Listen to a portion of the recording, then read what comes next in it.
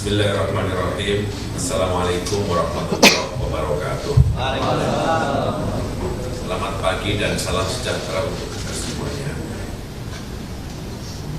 Pak Bahtiar selaku Dirjen Sosial Politik dan Pemerintahan Umum,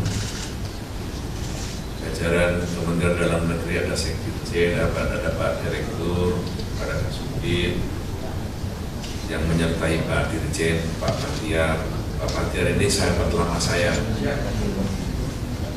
Pak Tito pertama menjadi Menteri Dalam Negeri, pertemuan pertama kali dengan saya dengan Pak Tito yang mengatur beliau. Jadi ini sahabat yang sudah lama. Gubernur ini, gubernur keliling lah beliau ini saudaranya. Terima kasih Pak Bahtiar. Ucapkan selamat datang di kantor DPP Partai Gerindra. Sahabat dan kawan-kawan dari DPR RI fraksi Partai Gerindra, dari Komisi 2, dari Komisi 1 yang juga anggota DPP, teman-teman DPP lainnya, ada dari DPR Provinsi DKI Jakarta dan teman-teman sekretariat yang saya hormati.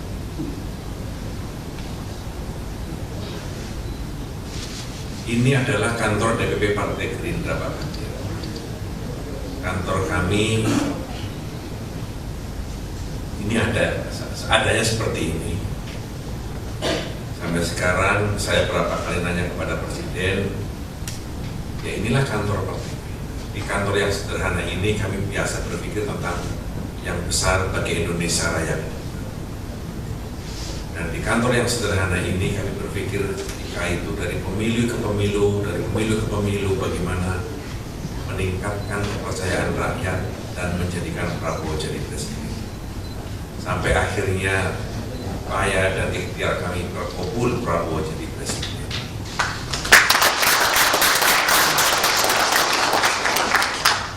Perjuangan semua bermula dari kantor yang sederhana ini, dari kantor yang banyak orang ngomong tidak terlalu mewah, tapi disitulah jati diri kami ditentukan bahwa perjuangan bermula semuanya dari apa adanya. Kami biasa berjuang dengan modal semangat, kami biasa berjuang dengan modal apa adanya, dan kami tidak terbiasa bermodal dengan melimpahnya support dan melimpahnya keuangan.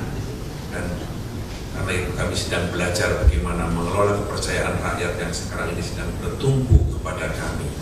Dan Ketua Umum, Ketua Dewan Pembina kami dipercaya menjadi Presiden Republik Indonesia.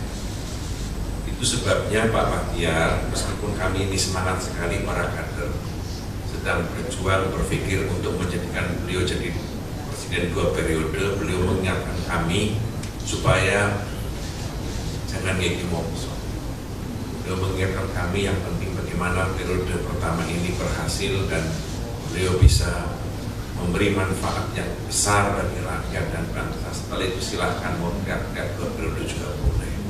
Karena beliau juga mendidik kami bahwa berjuang harus realistis, berjuang harus mendasarkan pada kekuatan apa adanya. Ya inilah kantor menjadi saksi bagaimana pikiran-pikiran itu dibentuk oleh beliau bersama-sama dengan kader-kader. Yang kedua, hari ini kami akan menerima bantuan yang menurut kami sangat besar. Nilainya 20.071.300.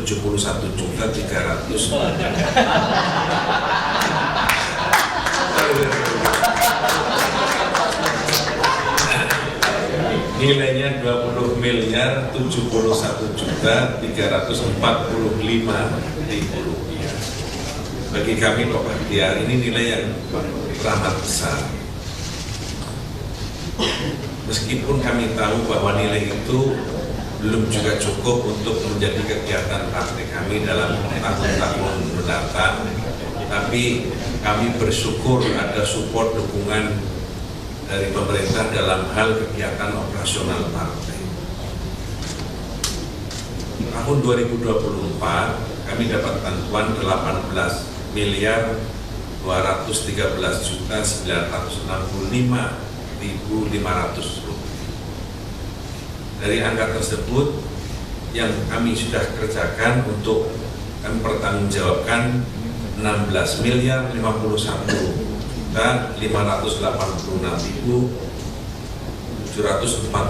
rupiah atau sama dengan 88,13% kami gunakan untuk pendidikan politik, dan sisanya 2.372.378.760 rupiah atau sama dengan 11,87% kami gunakan untuk operasional sekretariat. Dari proses itu kami telah diaudit oleh BPK tahun 2024, dan predikat yang diberikan oleh BPK kepada partai kami wajar tanpa pengecualian.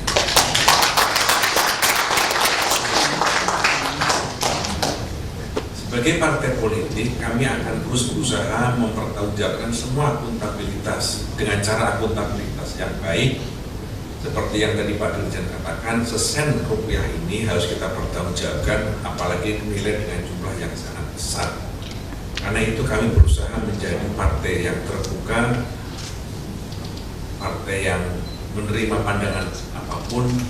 Karena itu sejak 2013 sampai 2024 kemarin, Gerindra setiap tahun dinyatakan predikat sebagai partai paling terbuka atau paling informatif.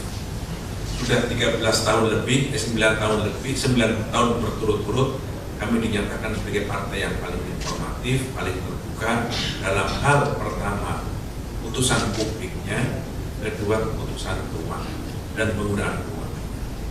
Karena itu yang kami kerjakan ke depan juga sama, kami akan mempertanggungjawabkan setiap keuangan yang dibebankan negara kepada kami, sehingga kami bisa menggunakan keuangan ini sesuai dengan amanat APBN yang diberikan oleh Pak melalui Pak Dirjen kepada kami.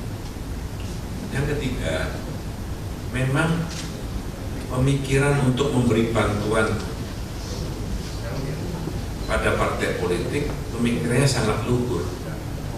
Partai politik itu adalah sumber kader dan pemimpin bangsa. Di partai politik itulah seseorang bisa menjadi calon presiden, seseorang bisa menjadi calon wakil presiden, seseorang bisa menjadi calon menteri, calon gubernur, bupati, wali kota atau wakilnya, dan semua jabatan-jabatan publik lainnya.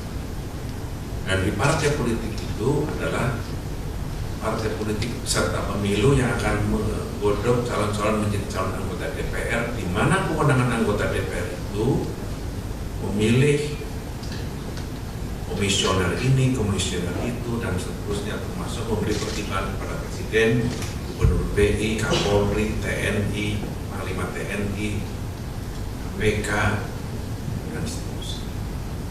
Karena itu cara berpikirnya adalah bagaimana hulunya dari sisi keuangan kita beresin. Karena kasus penyalahgunaan keuangan yang sering terjadi itu selalu katanya atas nama partai atau untuk partai.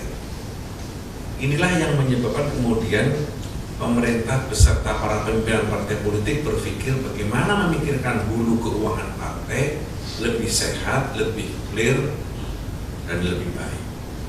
Salah satu yang pemikirannya adalah bagaimana sumber-sumber keuangan partai itu bisa mendapatkan support dari keuangan negara.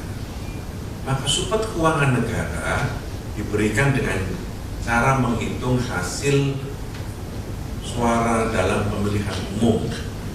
Awalnya bantuan itu diberikan dalam bentuk jumlah suara kali 108 rupiah. Tapi kemudian diskusinya berkembang, 100 itu tidak berarti banyak bagi aktivitas dan kegiatan partai politik, karena partai politik itu memiliki kegiatan yang begitu padat dan memiliki keinginan bagaimana mencetak kader-kader pemimpin bangsa jauh lebih berkualitas. Maka pemikirannya panjang. Saya tadi pada diskusi itu bersama KPK, bersama dengan LIPI dan seterusnya. Akhirnya dalam beberapa tahun kemudian angkanya naik menjadi Rp1.000 per suara. Inilah kemudian kami mendapatkan limpahan rezeki miliar rupiah di tahun 2020. Dan pemilihan umum 2024 yang kami mendapatkan kelimpahan suara menyebabkan kami bertambah bantuannya menjadi 20 miliar sekian. Mudah-mudahan pada tahun-tahun mendatang kami bisa mendapatkan limpahan suara yang lebih banyak lagi sehingga bantuan politiknya kepada pemerintah terutama Partai Gerindra bisa lebih besar lagi. Itu sebabnya Pak Bahtiar juga berpikir bagaimana sumber-sumber keuangan partai bisa difikirkan. Misalnya, apakah mungkin partai mendapatkan badan usaha partai sehingga partai bisa mengelola sumber-sumber keuangannya sendiri dan partai tidak lagi berpikir tentang mencari mencari itu yang itu ujung-ujungnya adalah sesuatu hal yang ditemukan tentang penyalahgunaan keuangan, dan itu jangan sampai terjadi supaya partai dari dulunya sebagai lembaga yang bertugas mempersiapkan pemimpin bangsa clear. Kami menyambut gembira pandangan yang disampaikan oleh pemerintah dan tentu saja kami akan godok di internal Partai Gerindra, mudah-mudahan bisa mendapatkan sambutan yang baik dari partai koalisi. Saudara-saudara sekalian yang saya hormati, kami mengucapkan terima kasih pada hari ini atas kesediaan kawan-kawan semuanya, terutama Kementerian Dalam Negeri dan dalam hal ini diwakili oleh Pak Dirjen dan seluruh jajarannya untuk sudi datang ke kantor Dewan Pimpinan Pusat Partai Gerindra. Terima kasih atas support dan dukungannya selama ini. Assalamualaikum warahmatullahi wabarakatuh. Terima kasih atas sambutan dan arahan Bapak yang sangat luar biasa. Download Tribun X sekarang, menghadirkan lokal menjadi Indonesia.